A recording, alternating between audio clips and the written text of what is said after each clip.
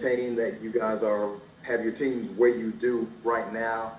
You know, it's a league where everybody's always kind of looking for the new young thing, and yet you guys are battling for first place in the division. Yeah, listen, we both play on very good teams for very good organizations, for great coaches and great systems, great players around us. So just grateful for the opportunity to compete, grateful that we're in a situation where we're battling, here in the division. Thanks. This one's from Mike Triplett.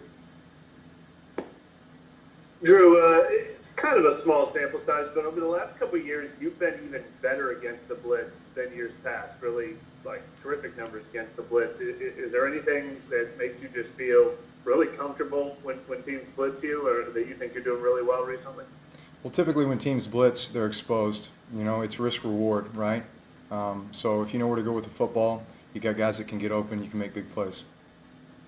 And that being said, Tampa Bay blitzes more than any other team in the league, and they've had a lot of success with it. Do you almost invite that? Do you hope defenses try to blitz you? Listen, they're very good at it. You look at them statistically. Obviously, they're just a very aggressive style.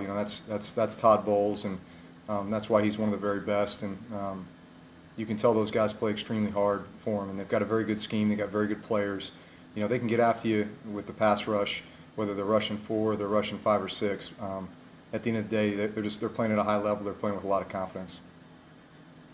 Next one from Ricardo LeCompte. Drew, you and Tom, of course, when you're looking at you're right now 1-2 in career touchdown passes. I'm not really going to ask if you're looking at that record or if you're focusing on that, but just as a fan of the game, is it kind of just maybe unique or maybe just absurd that a record like that has been being set and reset almost every week? Yeah, I'd say it's pretty cool. When in history has that ever happened? Again, I know speaking for myself, I'm just laser focused on the job that is right in front of me and the opportunity that we have this week. And winning the football game is the most important thing, and however we can get that done. Next one's from Amos Morrell. Yeah, Drew, you kind of talked about the Tampa defense. Do you think that maybe because of the way Alvin's been performing as a receiver out of the backfield, that might open up some things in the running game, despite the fact that they're, tops in the league run-wise?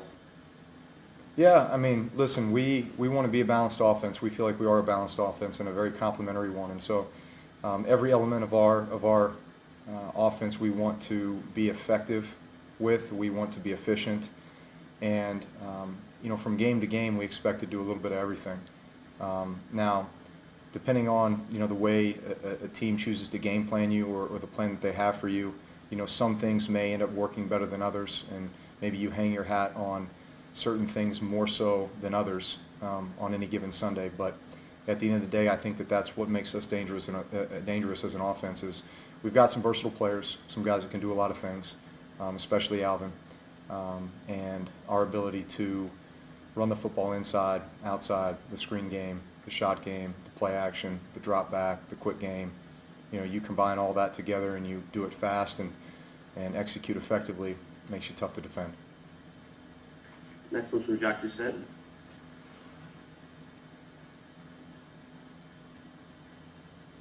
You're on mute. I'm sorry. I could see your lips moving, I just couldn't read them. You're not that good. You're really good, not that good.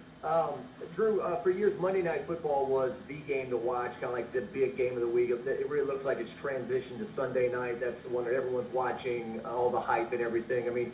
Even at this stage of your career, is that a little extra juice to prove that, hey, I can still do this while everyone's watching? Well, I think just the opportunity to compete, regardless of whether anybody's watching or not. You just kind of click in, and there's a job to do, and we're blessed with the opportunity to compete. Love to win, but at the end of the day, just love to execute effectively and put guys in positions to succeed and win. Obviously, winning feels good. Just one more quick question, Drew. Years back, I remember Reggie Bush almost caught 90 passes in a single season when he was a rookie. How does Alvin compare in terms of a running back who can catch the football and get you first downs on 3rd and 5 and whatnot? Yeah, I mean, similar in the fact that they're both such dynamic players, such great athletes, such, matchup problems for a defense. Listen, I'd say Tampa has two of the best linebackers in the league, maybe the two best tandem. So those guys are great athletes. They can cover, but for the most part, linebackers can't cover Alvin Kamara, and that's where, as you kind of look at the array of weapons that we have and the way that we spread guys out and move guys around and the tempo at which we play. At the end of the day, our job is to put those guys in great matchup positions. It's my job to find those matchups and get those guys the ball. Next one's from Luke Johnson. Drew, we've seen Alvin run those choice routes with a lot of success this year. What makes him good at that, and how much of that is like preparation and understanding where you got to bend after the play starts? Well, it takes a guy with great feel, with great patience and understanding and timing. And the great thing about choice routes, as you say, is that you have a three-way go. So in most cases, the defense can't be right. Next one's from John Shazer. Drew, their ability to be effective in the run-stop game, is that more concept or is it more athlete-player, what they're able to do? You're saying with them in the run game? Yes. Well, they're big, they're physical. Typically 3-4 teams, can set the edge very well because they've got, big, strong bodies outside. Those outside linebacker positions are such hybrid positions in a 3-4. They're typically, bigger and heavier, but are great athletes. So I'd say just their ability to, to set the edge, to have basically big bodies on the field, that can defend the run and rush the passer, gives them great flexibility. Next one's from Nick Underhill.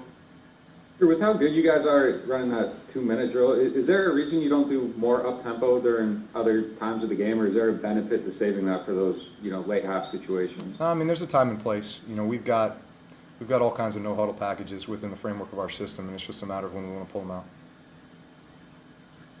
Okay, last question's from Brett Martell. Hey, Drew, just real quick on Mike Thomas and Emmanuel Sanders. First, what's it been like playing 6 games without Mike after you'd gotten so accustomed to being able to rely on him? And what were your impressions of Sanders' progression before he suddenly had to go out? Yeah.